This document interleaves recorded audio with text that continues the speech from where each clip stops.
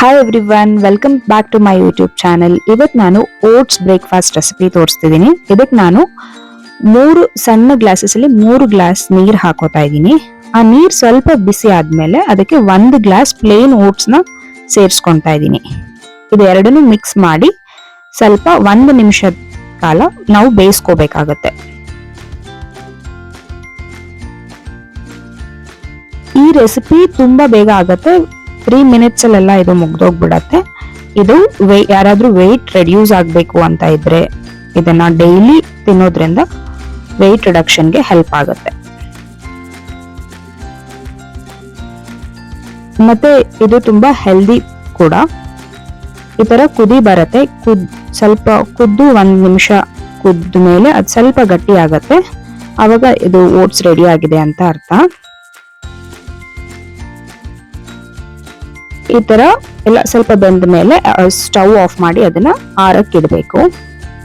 ಇಲ್ಲಿ ನಾನು 1 ಅವಕಾಡೋ ತಗೊಂಡು ಸ್ಲೈಸಸ್ ಆಗಿ ಮಾಡ್ಕೊತಾ ಇದ್ದೀನಿ.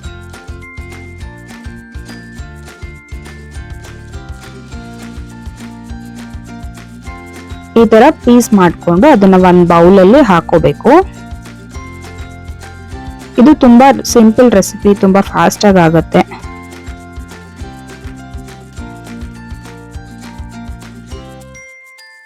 ಮತ್ತೆ ಇದಕ್ಕೆ 1 ಬಾಳೆಹಣ್ಣನ್ನ ಸಣ್ಣ ಸಣ್ಣದಾಗಿ ಕಟ್ ಮಾಡ್ಕೊಂಡು ಆಡ್ ಮಾಡ್ಕೋಬೇಕು.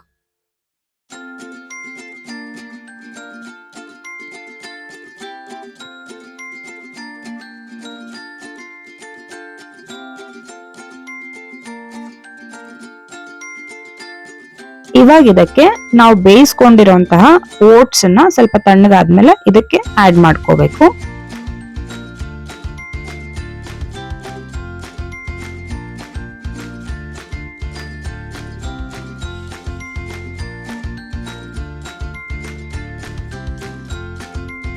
ಇಲ್ಲಿ ನಾನು 2 ಸ್ಪೂನ್ ಅಷ್ಟು ಅಗಸೆ ಬೀಜನ ಇದಕ್ಕೆ ಸೇರಿಸ್ಕೊಂತಾ ಇದ್ದೀನಿ. ಒಂದು 4 ರಿಂದ 5 ಬಾದಾಮಿ ಆಡ್ ಮಾಡ್ಕೋತಾ ಇದ್ದೀನಿ. ಇದೆಲ್ಲಾನು ಸ್ವಲ್ಪ ಮಿಕ್ಸ್ ಮಾಡ್ಕೊಂಡ್ರೆ ಓಟ್ಸ್ ರೆಡಿ ಆಗುತ್ತೆ. ಇದಕ್ಕೆ ಯಾವುದೇ ತರದ ಸಕ್ಕರೆ ಬೆಲ್ಲ ಎಲ್ಲ ಹಾಕಬಾರ್ದು. ಇದಕ್ಕೆ ಬೇಕು ಅಂತಂದ್ರೆ 1 ಸ್ಪೂನ್ ಅಷ್ಟು ಜೇನುತುಪ್ಪನ ಸೇರಿಸ್ಕೋಬಹುದು.